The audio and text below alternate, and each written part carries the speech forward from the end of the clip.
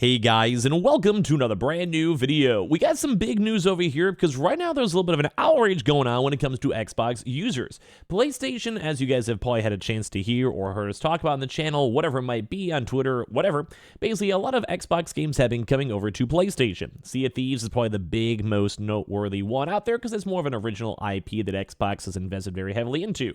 And of course, there's some other games out there such as Grounded and Hi-Fi Rush, but right now, we're now seeing statistical evidence that PlayStation actually is a better version to play these Xbox games. Now, that leads to some issues because, well, obviously some people are playing on PC and Game Pass or have the Game Pass value or streaming, which may go and inhibit some quality, but at the same time, some people are pretty upset the fact that PlayStation is getting the better version. These are Xbox homegrown games, and PlayStation, after all this time, is getting a freebie and apparently has a slightly better version, so people are somewhat upset. So I'm going to talk about this really quickly. Make sure you guys are subscribed with the Twitter and Twitch room down below if you guys want to follow on either one of those. And right now, it seems like people are sad that Xbox's first-party games look better on the PlayStation 5. So interestingly, another former Xbox first-party title demonstrates noticeable advantages on the PlayStation 5 now for the third time in a row, and people are calling this out because they're basically saying, I played Sea of Thieves forever, and they have dedicated servers now for PlayStation users, better graphics, better optimizations, or as well, like 4 more years of doing some coding magic to make it look nicer on PlayStation, and people are upset about it because they want to have the better version themselves for Xbox. So the third of Xbox's multi-platform efforts on PS5, Sea of Thieves, reportedly boast superior visuals on the Sony machine. A recent analysis comparing the Xbox Series X and S and PS5 versions of Sea of Thieves revealed the latter is pulling ahead on the graphical front. After an endless whirlwind of rumors, Xbox announced in February that it'd be releasing 4 games for its first-party catalog on competitor platforms PlayStation and Nintendo. So basically, Pertinent, Hi-Fi Rush, Sea of Thieves, and Grounded, which you guys have probably heard about. And basically saying this is a long-term health in mind, and that people should be expecting big games like Indiana Jones to be ported, but so far, like, they're kind of testing the waters to see. And right now, a lot of folks are saying, and when it comes to Pertinent and Hi-Fi Rush on the PS5, and in both cases, the PlayStation 5 port has exhibited some curious improvements over the equivalent Xbox Series X version. And this is where things get a little bit sticky because people do not like that. Now, understandably so, like if you have a few more years of technology, maybe the PlayStation coding system's easier. Maybe you just let's say you go and draw a picture, you make a program and you kind of look back at it and you have to remake it. You can kind of sometimes like trim the fat and make it like more efficient, better looking, whatever. It's kind of like you have a round 2 to redraw something. You kind of remember where you had issues with, mistakes with, or let's say you had server hosting issues or optimization issues or whatever it might be. Technology gets better, you learn more, your team learns more. There's so many what ifs in the situations. But overall, like you can kind of make the version better. Or once again, the technology might be better too as well. And people are upset about it because they have the Xbox versions. They bought the Xbox console. They own the Xbox console or pay for, old gold or Game Pass. And they want to have a chance to have these good experiences with their consoles. And they're sad about it. They're sad that it doesn't happen. It doesn't exist at the end of the day. So Sea of Thieves continues to pattern as analysis experts Digital Foundry have put the Xbox Series X and S and PS5 builds of the game under a microscope with very intriguing results. Mirroring the situation that Hi-Fi Rush found itself in, Sea of Thieves, from all their testing, is noticeably sharper, more detailed shadows on the PlayStation 5. And this advantage is consistent whether they're examined up close or even over longer distances, with the PS5 nearly matching the highest shadow quality preset on the PC version of the game. And if you guys kind of know most things about the PlayStation side, typically that's or console, PC, all that together side. Xbox and PC are like lower to / mid-tier PCs.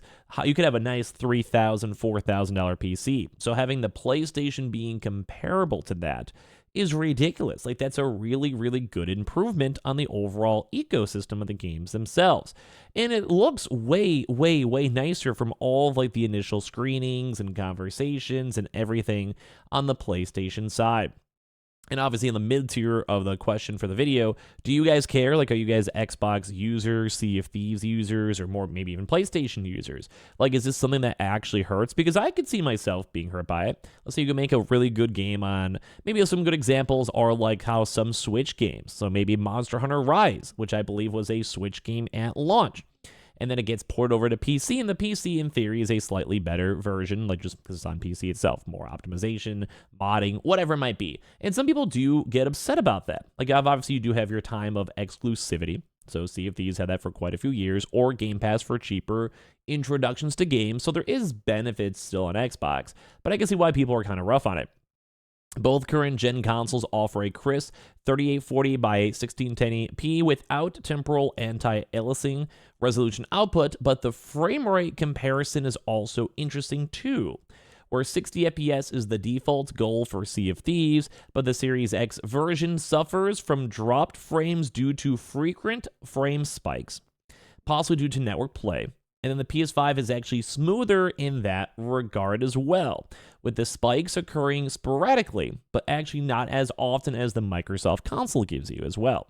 However, the PS5 version had a glaring issue where it would actually freeze and require a complete reboot of the game, and there's also other small issues, although maybe quality of life stuff might be a little bit better. But it seems like the consistency behind the PlayStation 5 version is slightly nicer than how the Xbox version was.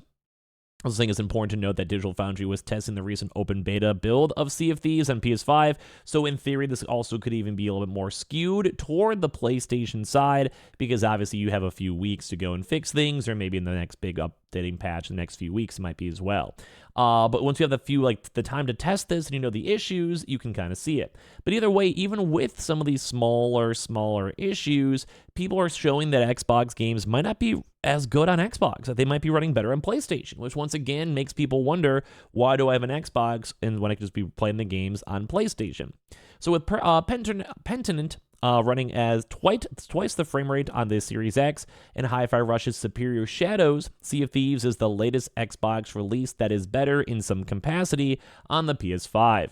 It's quite baffling why Xbox's own first-party games are looking or running better on its direct competitor, with the only reasonable explanation being that the studio working on them found clever optimizations while developing the PS5 port. So that's kind of what I was saying at the start of the video, where you have a lot of this different time, and like you have a chance to work with the code, and it's a few years later, or maybe it's a slightly different, more efficient code base with the PlayStation 5. But it's crazy to see that Xbox is actually making the games better for PlayStation. I mean, it's good for people buying the games, but it's probably rough for Xbox users.